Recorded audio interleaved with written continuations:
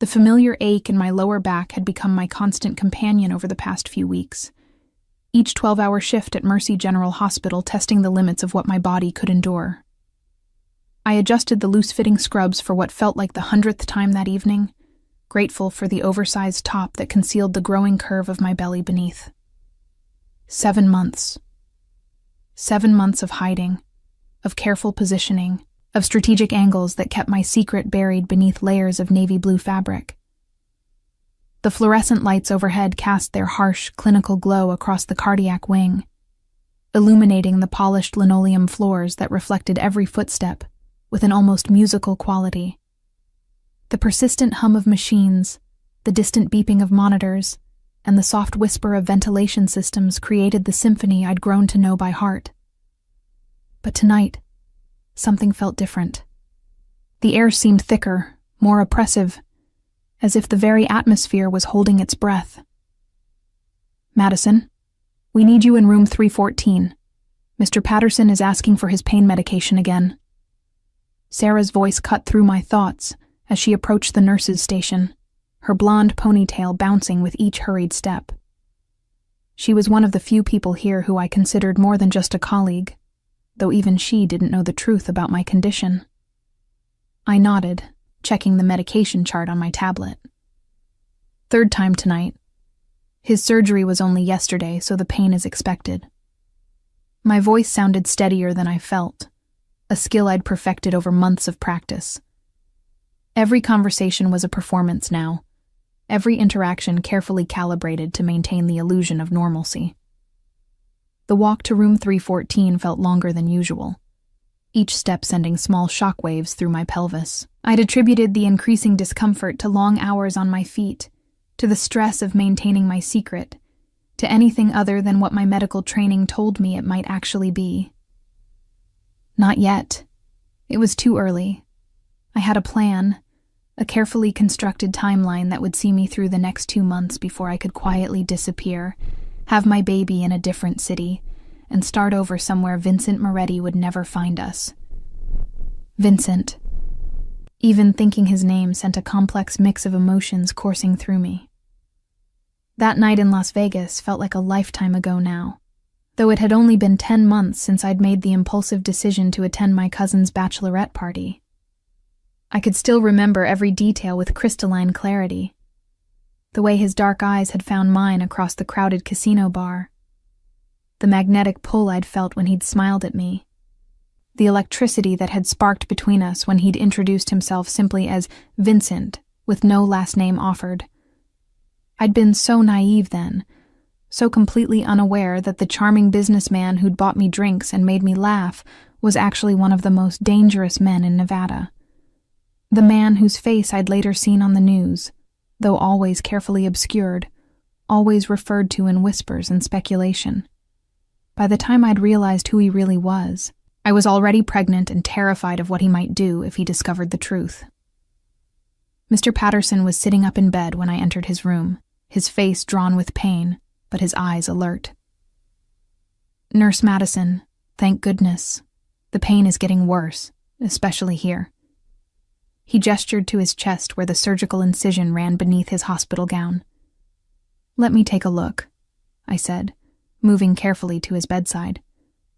As I leaned forward to examine the incision site, a sharp, sudden pain shot through my abdomen, so intense it made me gasp and grip the bedrail for support. "Are you all right, dear?" Mr. Patterson asked, concern replacing his own discomfort as he watched my face go pale. "I'm fine," I managed, though my breathing had become shallow and rapid. "Just a muscle cramp. Let me get your pain medication." I straightened slowly, fighting the urge to place my hand protectively over my belly. Not here. Not in front of a patient. The walk to the medication room felt like moving through water, each step requiring enormous effort. Another pain hit as I was preparing the injection, this one lasting longer and centered lower in my back. I gripped the counter, counting slowly to 10 as I'd learned in nursing school, trying to assess what was happening to my body with clinical detachment. Braxton Hicks contractions. That's what this had to be. Practice contractions, false labor, stress-induced muscle spasms, anything other than the alternative that my mind refused to fully acknowledge. I returned to Mr. Patterson's room and administered his medication with hands that trembled only slightly. "This should help with the pain," I said, checking his vitals one more time. "Press the call button if you need anything else."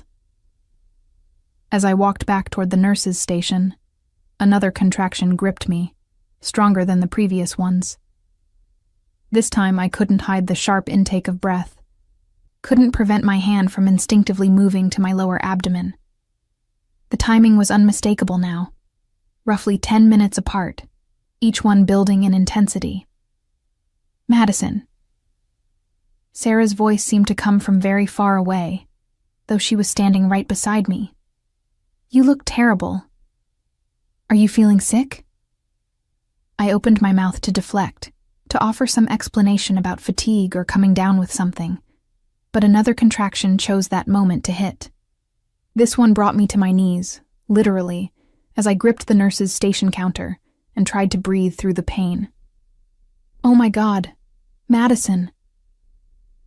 Sarah was at my side instantly, her training kicking in as she assessed the situation. "How far along are you?" The question I'd dreaded for months hung in the air between us. There was no hiding it now. No loose scrubs or strategic positioning that could conceal what was happening. 7 months, I whispered, the admission feeling like a physical weight lifted from my chest even as another one settled there. 7 months? Madison, why didn't you tell anyone? We need to get you to labor and delivery right now. Sarah was already reaching for a wheelchair, her movements efficient and professional despite the shock in her voice. "No," I said, panic rising in my throat. "I can't. Not here. Not at Mercy General." The irony wasn't lost on me that the hospital where I'd worked for 3 years, where I'd helped deliver countless babies, was the one place I'd sworn I would never give birth. "You don't have a choice," Sarah said firmly, helping me into the wheelchair. "These contractions are getting stronger, and if you're in active labor at 7 months, we need to monitor both you and the baby immediately." As she wheeled me toward the elevator, I caught sight of my reflection in the polished steel doors. My face was flushed and damp with perspiration, my carefully maintained facade finally cracking under the pressure of what my body was demanding. This wasn't how it was supposed to happen. I was supposed to have 2 more months to plan, to save money, to disappear before anyone could connect the dots. The elevator ride to the 4th floor felt eternal. Each floor we passed marking another step away from the anonymity I'd fought so hard to maintain. When the doors opened to reveal the familiar chaos of the labor and delivery ward, I felt the last vestiges of control slip away from my grasp. "We need a room immediately," Sarah called to the charge nurse as we emerged from the elevator. 7 months, active labor, hospital employee. The charge nurse, Maria, looked up from her charts and her eyes widened in recognition. "Madison? Oh, honey, we had no idea." Her voice was kind but tinged with the same shock that had colored Sarah's reaction. As they wheeled me into a private room and began the familiar routine of admission procedures, I closed my eyes and tried to find some center of calm in the storm that was rapidly approaching. But even as the medical team worked around me with professional efficiency, even as the monitors began their electronic symphony tracking my contractions and the baby's heartbeat, I couldn't shake the feeling that I was walking into a trap. Somewhere in the back of my mind, a voice whispered that this was exactly what Vincent had been waiting for. That somehow, despite all my precautions, he would know. The thought sent another kind of pain through me, one that had nothing to do with labor and everything to do with the terrifying certainty that my carefully constructed walls were about to come crashing down. Part 2. The Siege. The next few hours passed in a haze of medical procedures and mounting dread. Dr. Chen, the attending obstetrician, had confirmed what I already knew, but had been desperately denying. I was in active labor, and there was no stopping it. At 30 weeks, my son would be premature but viable, requiring immediate NICU care, but with excellent prospects for a healthy life. My son. The words felt foreign in my mind. This reality I'd been postponing suddenly thrust upon me with the relentless force of each contraction. As the nursing staff bustled around me, checking monitors and adjusting IV drips, I found myself studying their faces for any sign of recognition, any hint that they knew more than they were letting on. "Madison, we need to update your emergency contact information," Maria said gently, holding a clipboard. "The form just says none, but surely there's someone you'd like us to call." "There's no one," I said quickly, perhaps too quickly.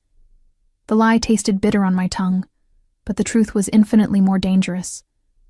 My parents lived across the country and believed I was thriving in my nursing career, blissfully unaware of the mess I'd made of my life. And Vincent could never know. Maria's expression softened with sympathy. "Honey, you don't have to go through this alone. Even if it's just a friend." Before I could respond, another contraction gripped me, stronger than the others, demanding my complete attention. As I breathed through it, focusing on the relaxation techniques I'd learned in nursing school, I became aware of a commotion in the hallway outside my room. "Sir, you can't go in there without authorization," a voice was saying firmly. "This is a restricted area." "I have authorization," came the reply, and my blood turned to ice. That voice, deep and authoritative with just the hint of an accent that spoke of old-world sophistication, was one I'd tried so hard to forget but never could. "Vincent." The door to my room opened, and Maria stepped out into the hallway.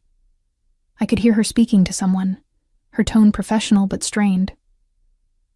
"I'm sorry, but unless you're immediate family or listed as an emergency contact, I can't allow." "Check with hospital administration." Vincent's voice cut through her protests smoothly. "They'll confirm my authorization to be here." My heart hammered against my ribs as I listened to Maria make a phone call, her voice growing increasingly confused and deferential. "Yes, Mr. Moretti. Of course. Right away, sir." There was a pause. Then, "I understand. Thank you for clarifying." When Maria returned to my room, her face was carefully composed, but I could see the questions in her eyes. "Madison, it seems you do have someone here to see you. Mr. Moretti says he's the baby's father?" The words hit me like a physical blow. After 10 months of hiding, of careful planning and desperate precautions, he had found me. Worse, he already knew about the baby. The realization sent panic coursing through my veins, even as another contraction built. "I don't want to see him," I managed between gritted teeth. "Please don't let him in here." Maria's expression was sympathetic but helpless. "I'm sorry, honey, but the authorization came from the top. Hospital policy." She trailed off as the door opened again. Vincent Moretti stepped into my room, and the space immediately felt smaller, the air thicker. He was exactly as I remembered him, but somehow more imposing in the sterile hospital environment. His dark hair was perfectly styled despite the late hour, his charcoal suit immaculate and expensive. But it was his eyes that held me captive. Those dark, penetrating eyes that seemed to see straight through every defense I'd ever built. "Hello, Madison," he said softly, his voice carrying a weight of authority that made the nursing staff unconsciously straighten. "It's been a while." "Get out," I whispered, though we both knew it was an empty demand. The very fact that he was here, that he'd somehow gained access to a restricted hospital area at nearly midnight, spoke volumes about the extent of his influence. Vincent moved closer to my bed with the fluid grace I remembered, his presence commanding despite the clinical setting. "You look beautiful," he said, and there was something almost tender in his voice that made my chest tighten. "Even now, even like this. How did you find me?" The question slipped out before I could stop it. revealing my desperation to understand how thoroughly my carefully constructed refuge had been compromised. His smile was slight, but knowing. "Did you really think you could disappear from me so completely?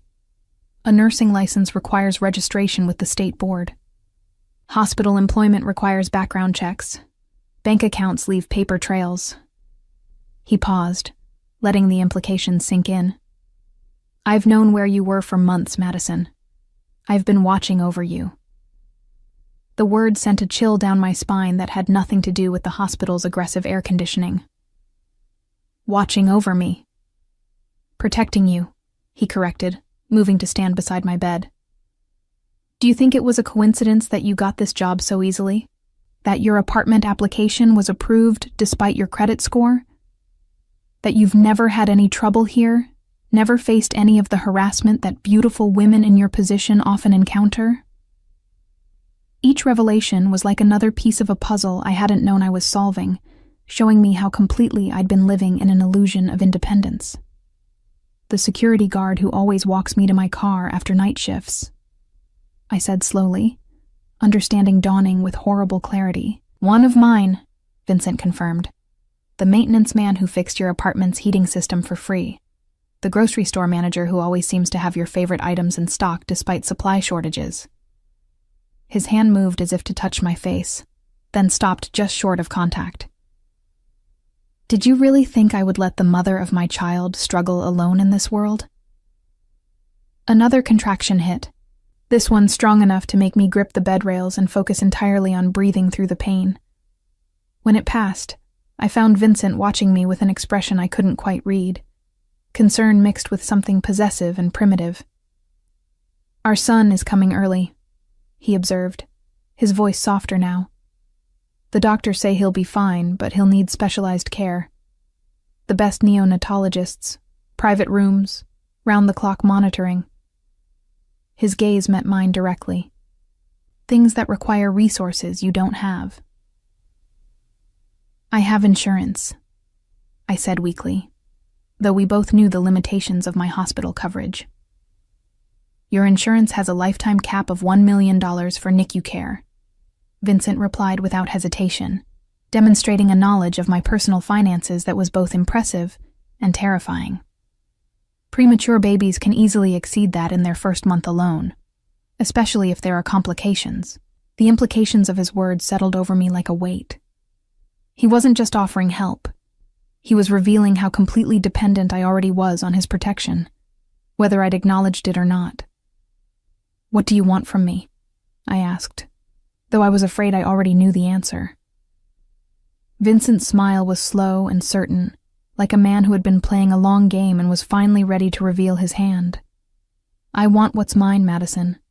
I want my son to have my name, my protection, my legacy. And I want you to stop running from what we both know is inevitable." Before I could respond, Dr. Chen entered the room, followed by a nurse I didn't recognize.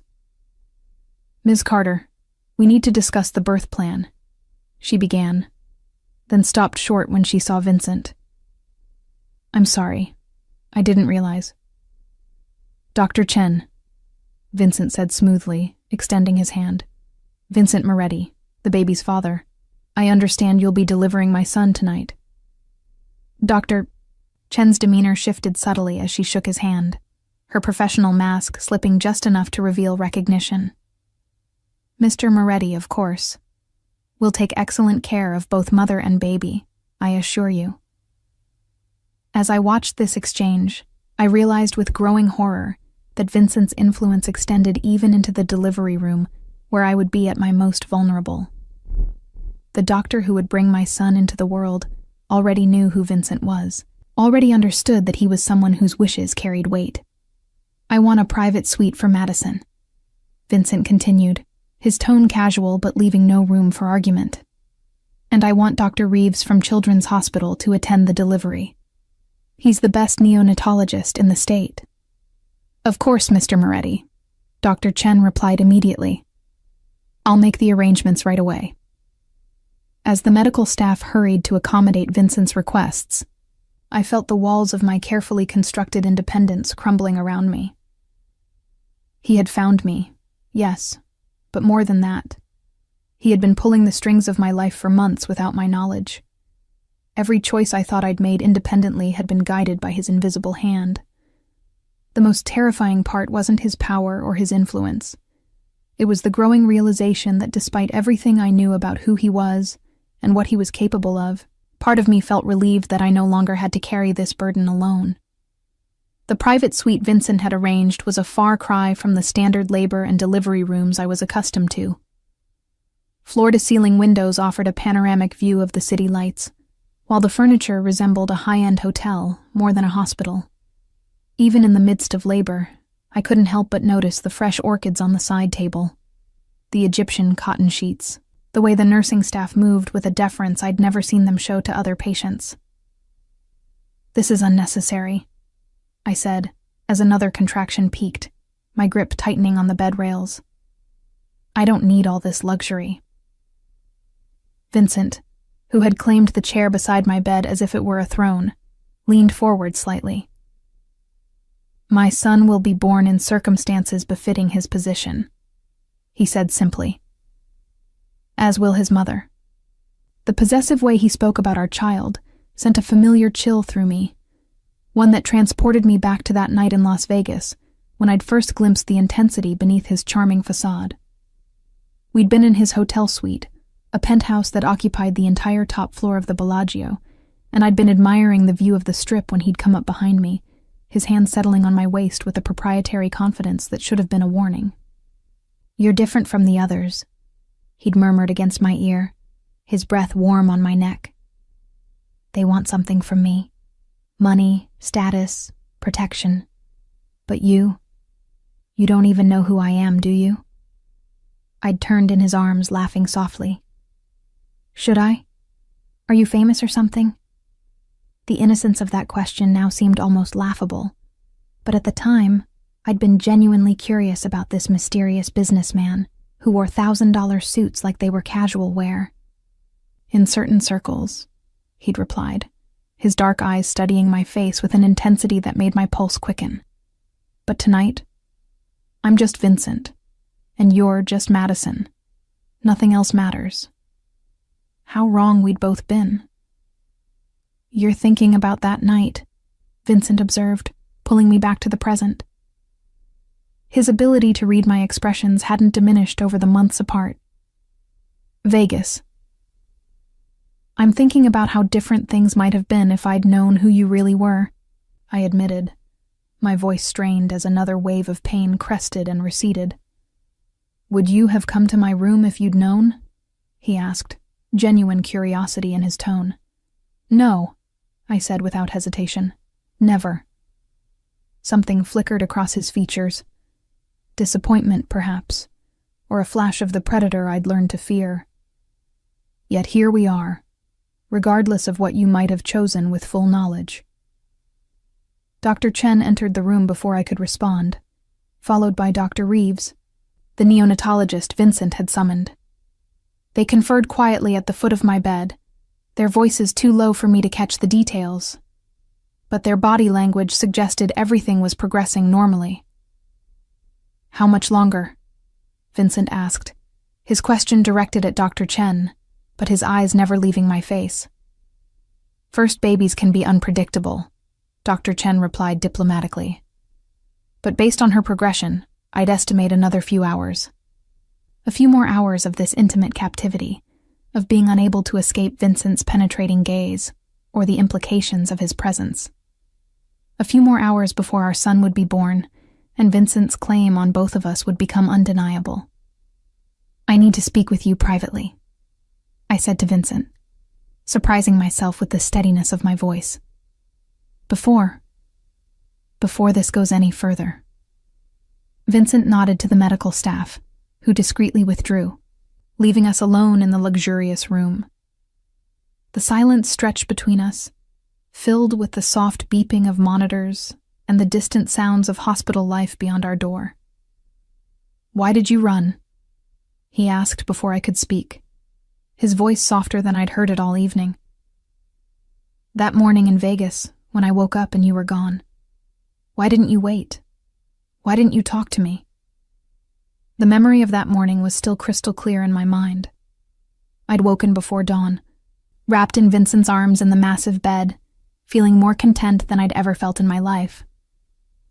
For a moment, I'd allowed myself to imagine that the night hadn't been a fluke, that this beautiful, powerful man might actually want something real with a small-town nurse from Ohio. Then his phone had rung. "Answer it," he'd murmured, still half asleep, and I'd reached for the device on the nightstand without thinking. The caller ID had simply read, "Sal," but when I'd answered, the voice on the other end had been urgent, speaking rapidly in Italian. "Tell him the Torino shipment is late," the voice had said, switching to accented English when he realized I wasn't Vincent. "Tell him we might have a problem with the family from Chicago. They're asking questions about the missing cargo." I'd hung up immediately, my blood running cold as puzzle pieces clicked into place. The expensive suite, the deference of the hotel staff, the way other guests seemed to recognize Vincent but kept their distance. The business he'd mentioned vaguely when I'd asked what he did for a living. "You heard the phone call," Vincent said now, reading the memory in my expression. "Sal's call about the Torino situation." I nodded, unable to trust my voice. "You could have asked me about it," he continued. "I would have explained." "Explained what?" I interrupted, my voice stronger now. "That you're exactly what I thought you were? That the man I'd spent the night with was involved in something dangerous and illegal?" "Explained that my business, while complex, doesn't define who I am with you," Vincent replied calmly. "That the violence and darkness you're imagining has never and will never touch you." "But it would touch our child," I said, my hand moving protectively to my belly as another contraction began building. "Any child born into your world would be a target, a liability, a bargaining chip." Vincent's expression hardened slightly. "My son will have the best protection money can buy. He'll be safer than 99% of children in this country." "Protected from what, Vincent?" "From the same dangers that your business creates. That's not protection. That's a prison." For a moment, something vulnerable flashed in his eyes, a glimpse of the man I'd fallen for that night in Vegas. "You think I wanted this life?" he asked quietly. "You think I chose to inherit a legacy of violence and fear?" The question caught me off guard. In all my imaginings of this confrontation, I'd never considered that Vincent might be as trapped by his circumstances as I felt by mine. "My father built an empire to protect our family," he continued, his voice taking on a distant quality. "Every ruthless decision, every calculated move was designed to ensure that his children and grandchildren would never know poverty, never be vulnerable, never be at the mercy of others. But empires require maintenance, Madison. They require strength, vigilance, and yes, sometimes violence to protect what matters most." "And what matters most to you?" I asked, though I wasn't sure I wanted to hear the answer. Vincent leaned forward, his hand covering mine on the bed rail. "You, our son. The family we could build together if you'd stop fighting what's already inevitable." His touch was warm, familiar, sending unwanted sparks through my nervous system despite everything. "I won't let you turn our child into a weapon," I said, but my voice lacked the conviction I'd felt just moments before. "I want to turn him into an heir," Vincent corrected. "To give him every advantage, every opportunity, every protection this world can offer." Is that really so terrible? Before I could answer, another contraction hit, stronger than the previous ones, demanding my complete attention. As I breathed through the pain, I felt Vincent's other hand settle gently on my shoulder, offering an anchor of stability in the storm. "Let me protect you both," he said quietly. "Let me take care of you the way you deserve to be taken care of. You've been alone long enough, Madison." The offer hung in the air between us, tempting in its simplicity. Part of me wanted to surrender to the safety he represented, to stop fighting a battle I was clearly losing. But another part, the part that had sustained me through months of hiding and fear, refused to give up so easily. What are you proposing? I asked finally. Vincent's smile was slow and triumphant, as if he'd been waiting for exactly this question. Partnership, he said. You keep your job if you want it, though you'll never need to work again. You'll have your own space, your own life, but under my protection. And our son will have everything he needs to thrive. And in exchange, you stop running from me, he said simply. You let me be a father to our child.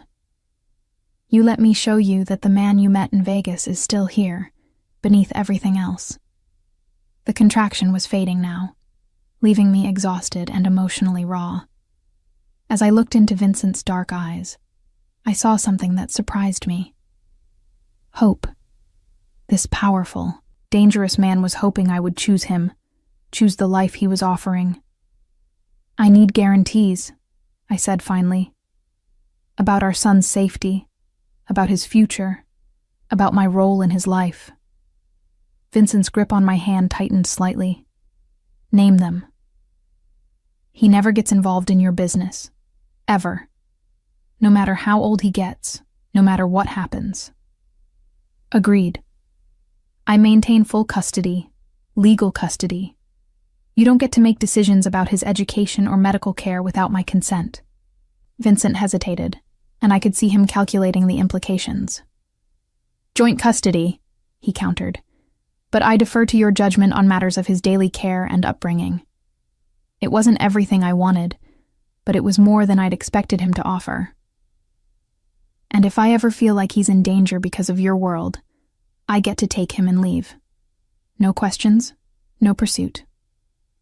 This time, Vincent's hesitation was longer, more loaded with meaning. If you ever truly believe he's in danger, he said finally, then we discuss it, together, as parents should. It wasn't the guarantee I'd asked for, but something in his tone suggested it was as close as I was going to get. And perhaps, given the circumstances, it was enough. I need time to think about it, I said, though we both knew time was rapidly running out. Vincent nodded, bringing my hand to his lips in a gesture that was both tender and possessive.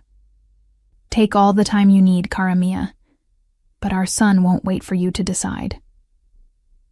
The decision was taken from my hands an hour later, when Dr. Chen announced that our son was ready to make his entrance into the world. As the medical team prepared for delivery, Vincent moved to stand beside my head, his presence both comforting and overwhelming as the final stages of labor intensified. You're doing beautifully, he murmured, his hand finding mine and squeezing gently as another contraction peaked. He's going to be perfect, Madison. Strong, just like his mother. The compliment shouldn't have affected me given everything else happening. But something in his tone, genuine admiration mixed with fierce protectiveness, made my chest tighten with emotions I couldn't afford to examine. One more push, Dr. Chen encouraged, and suddenly the room was filled with the most beautiful sound I'd ever heard.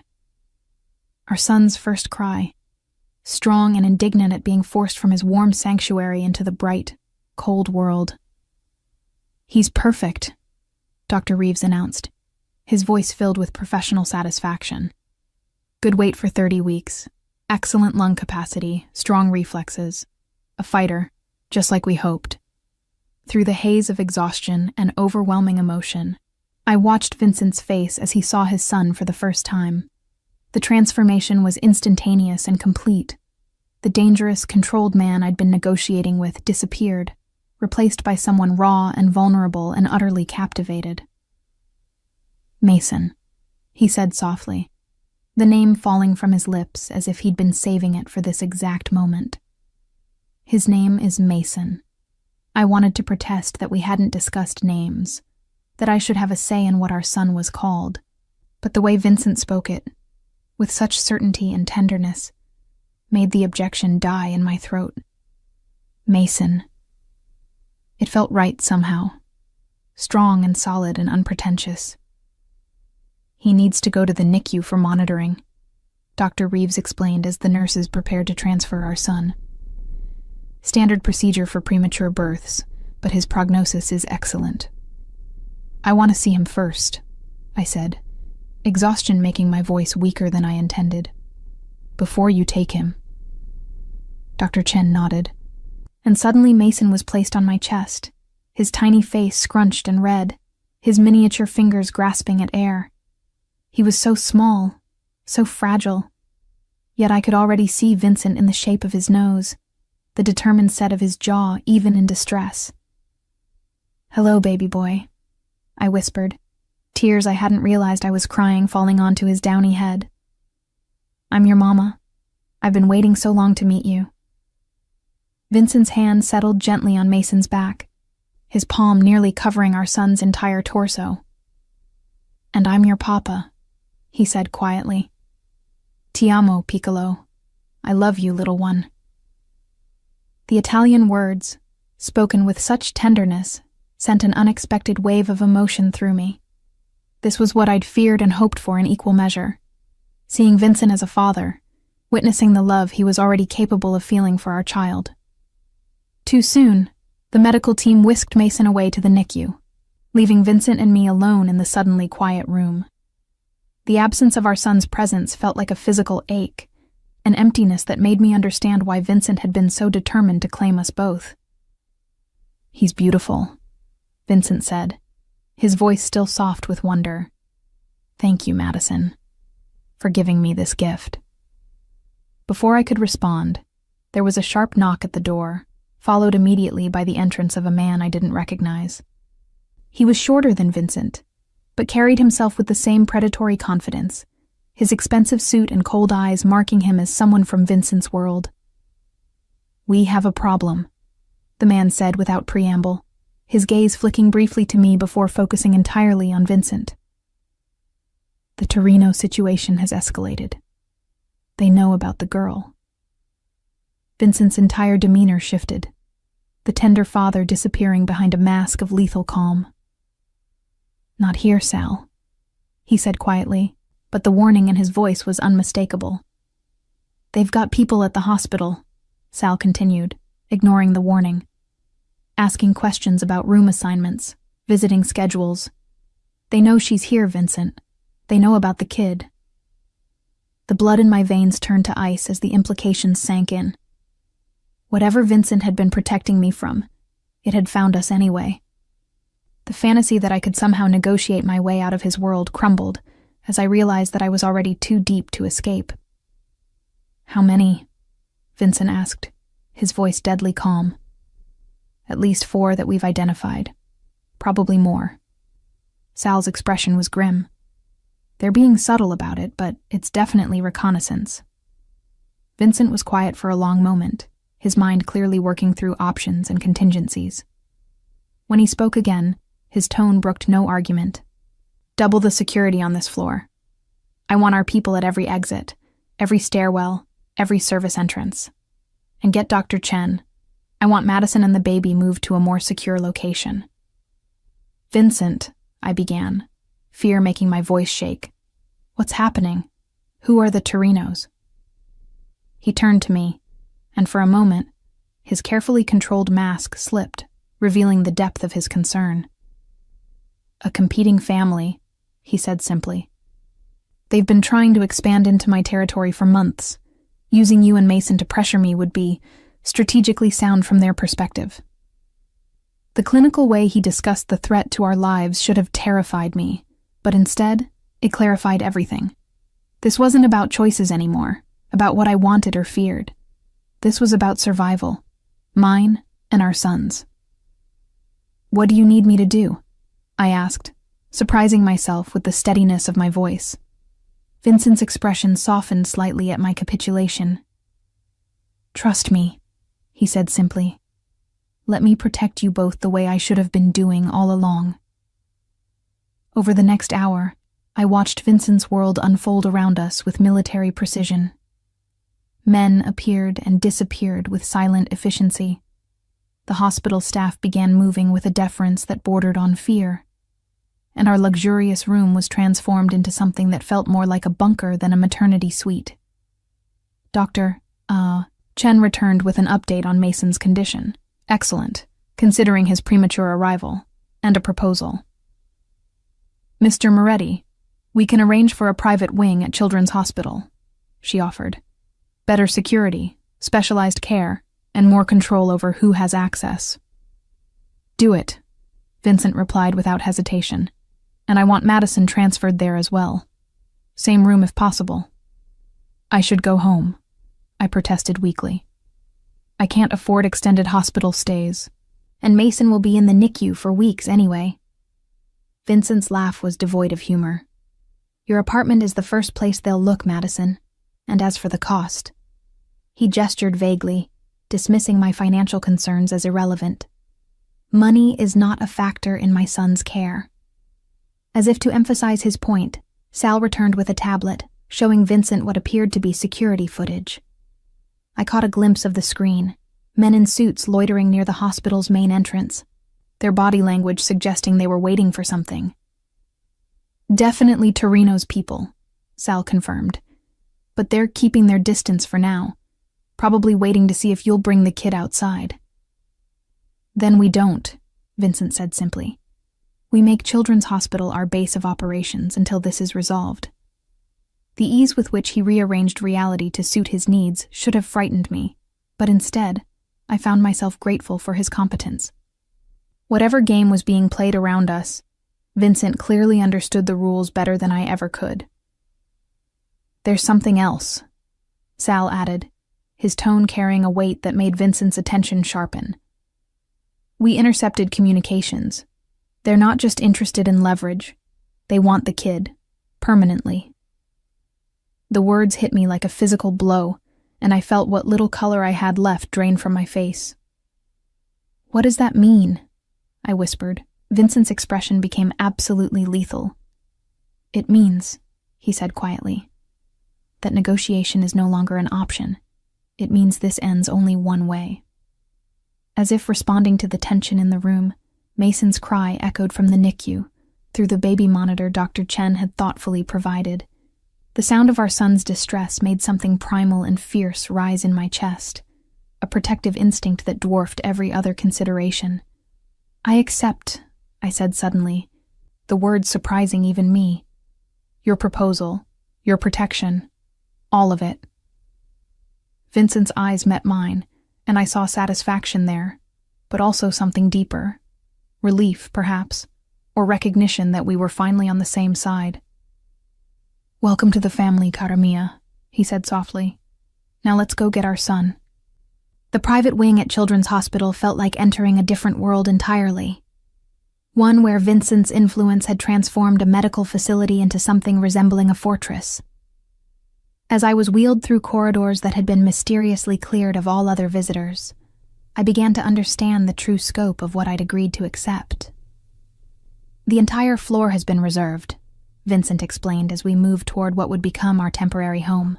"No unauthorized personnel, no unexpected visitors, no security gaps."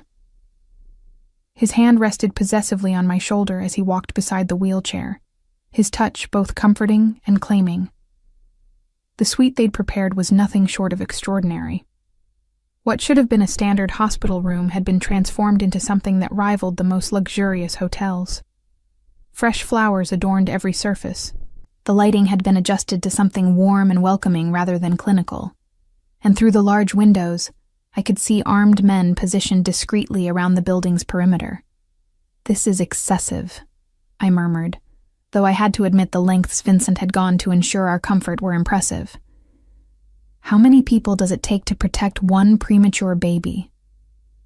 "However many it takes," Vincent replied without hesitation.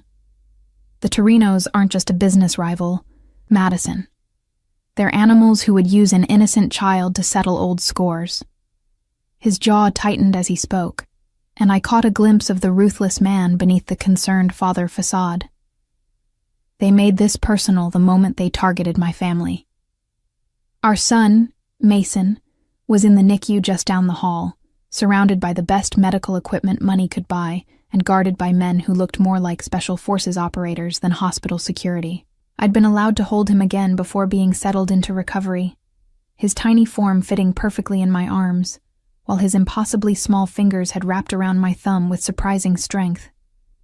"He's going to be spoiled beyond belief," I said, watching Vincent pace near the windows like a caged predator. "All this luxury, all these resources at his disposal. He's a Moretti," Vincent replied as if that explained everything. "Luxury isn't spoiling when it's your birthright." The casual arrogance in his statement should have annoyed me, but instead, I found myself fascinated by this glimpse into how Vincent viewed the world. In his mind, our son wasn't being given extraordinary advantages. He was simply receiving what was rightfully his. A soft knock interrupted my thoughts, and Dr. Chen entered with an update on Mason's condition. "He's responding beautifully to treatment," she reported, her smile genuine despite the unusual circumstances. "His breathing is strong, his reflexes are excellent, and his weight gain is already ahead of schedule." "When can he come home?" Vincent asked, and I noticed he didn't specify whose home he meant. "Premature babies typically need several weeks of monitoring," Dr. Chen explained diplomatically.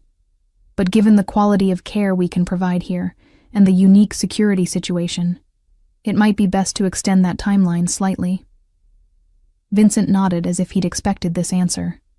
"Whatever he needs. Cost is not a consideration." After Dr. Chen left, silence settled over the room, broken only by the soft hum of medical equipment and the distant sounds of the hospital. I found myself studying Vincent's profile as he stood by the window, noting the tension in his shoulders, the way his hands remained clenched even in repose. "Tell me about them," I said quietly. "The Torinos. What do they really want?" Vincent turned, his expression guarded. "Are you sure you want to know? Some knowledge can't be unknown, Madison." "I'm already in this, aren't I?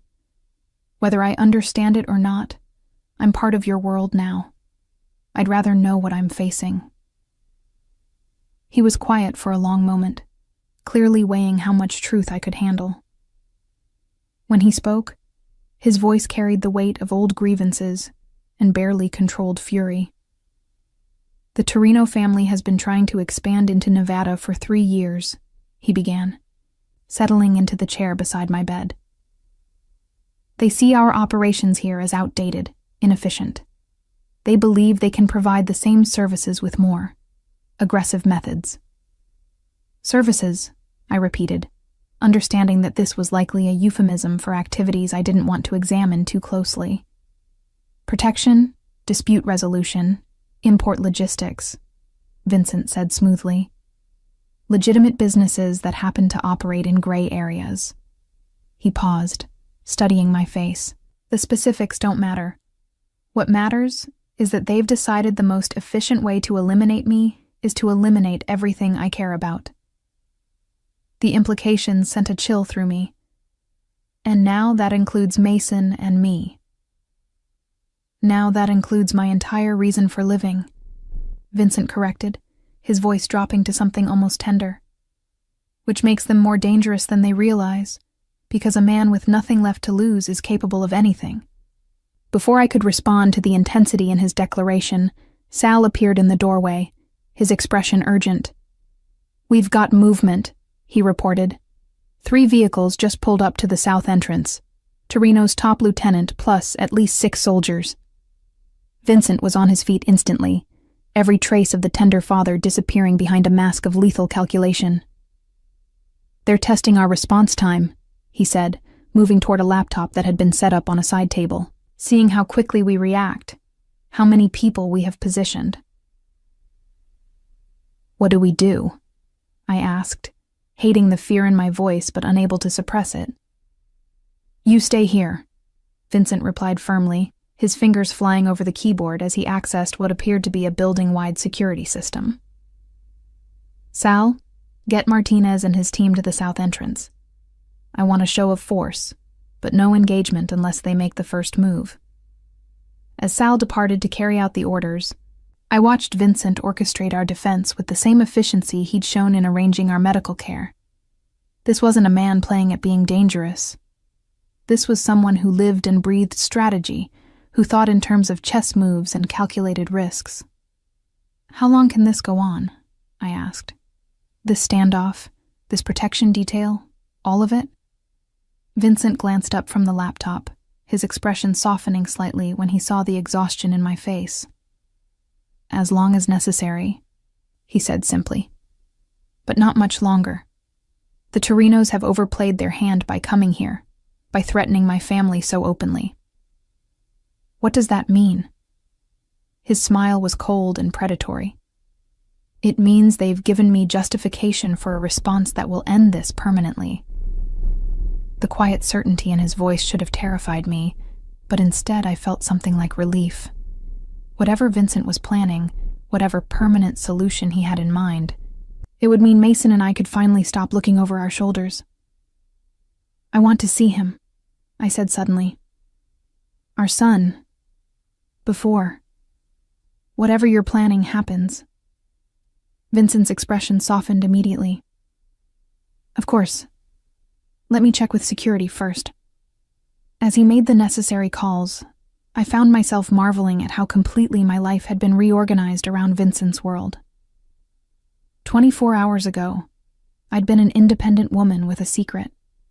Now I was the mother of a Moretti heir, protected by armed guards and dependent on Vincent's empire for my very survival. The strangest part was that I didn't entirely regret it. Watching Vincent command resources and loyalty with such natural authority, seeing the lengths he would go to protect our son, I began to understand why people were drawn into his orbit. There was something intoxicating about being shielded by that kind of power, about knowing that someone would move heaven and earth to keep you safe. It's clear, Vincent announced, returning to my side. Would you like a wheelchair, or do you feel strong enough to walk? I can walk, I said, accepting his offered arm as I stood. The short journey to the NICU felt monumental, each step taking me further from the woman I'd been, and closer to whoever I was becoming. Mason was sleeping when we arrived, his tiny chest rising and falling with mechanical precision under the careful monitoring of machines that cost more than most people's yearly salaries.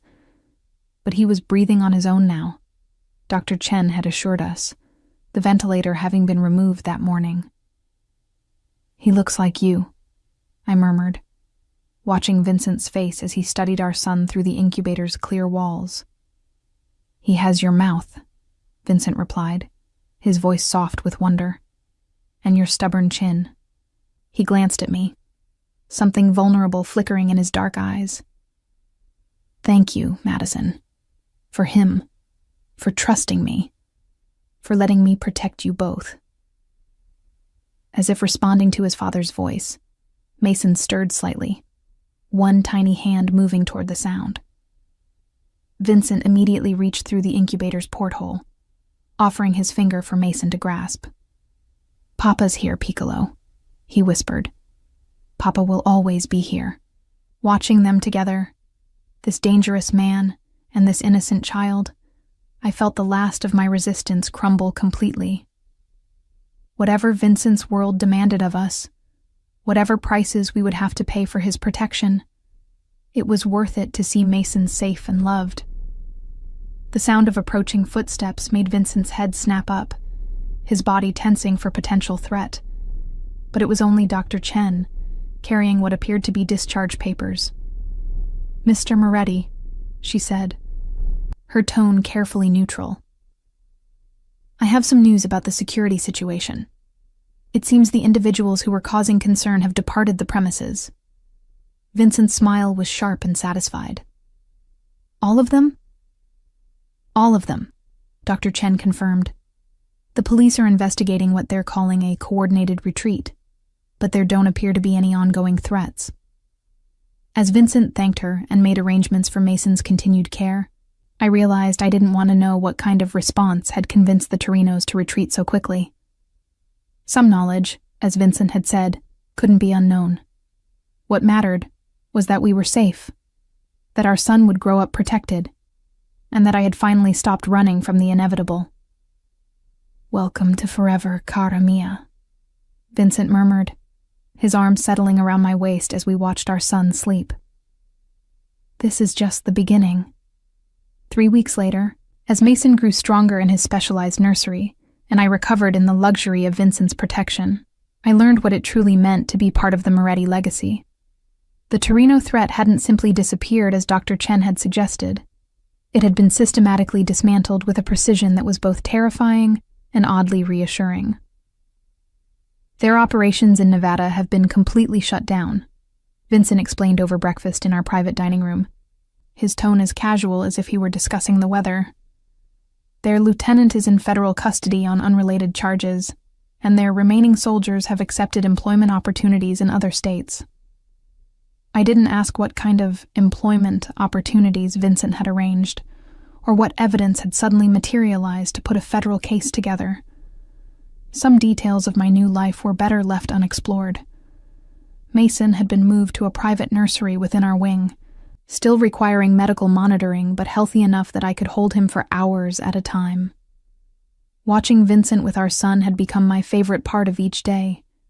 Seeing this powerful, dangerous man reduced to complete tenderness by a baby's grip on his finger, hearing him speak softly in Italian as Mason slept against his chest. "He's going to be discharge ready soon," I said, cradling Mason as he finished his morning feeding. "Dr. Chen thinks another week, maybe 2. Vincent nodded, but something in his expression suggested he had more on his mind than Mason's medical progress. "We need to discuss arrangements," he said carefully, "for when you're both ready to leave the hospital." This was the conversation I'd been both anticipating and dreading. For 3 weeks, we'd existed in a bubble of shared concern for Mason, our complicated history temporarily set aside in favor of our son's needs. But that grace period was ending, and real decisions would have to be made about our future. "I've been thinking about that," I said, adjusting Mason's position so I could see Vincent's face clearly. "I want to go back to work eventually.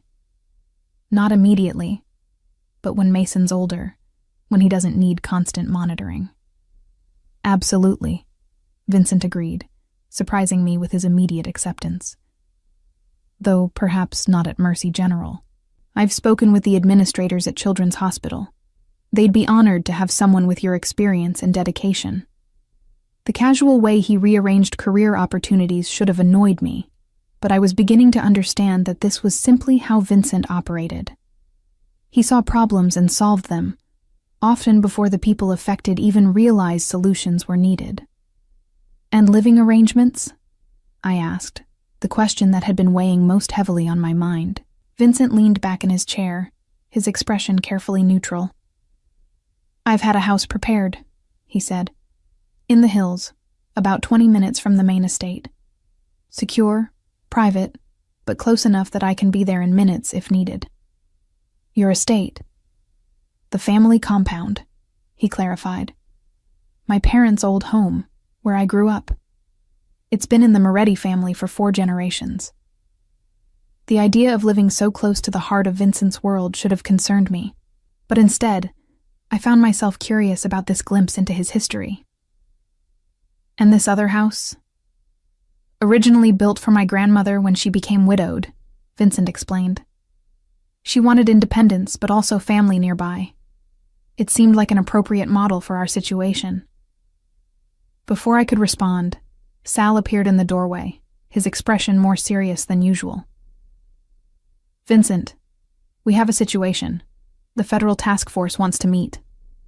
Vincent's entire demeanor shifted, the relaxed father disappearing behind his professional mask. "About what?" "The Torino investigations. They want to discuss ongoing cooperation and future considerations." The coded language told me this was related to whatever Vincent had done to eliminate the threat to our family, but the implications were clearly more complex than I'd realized. "When?" Vincent asked. "This afternoon. They're suggesting a neutral location."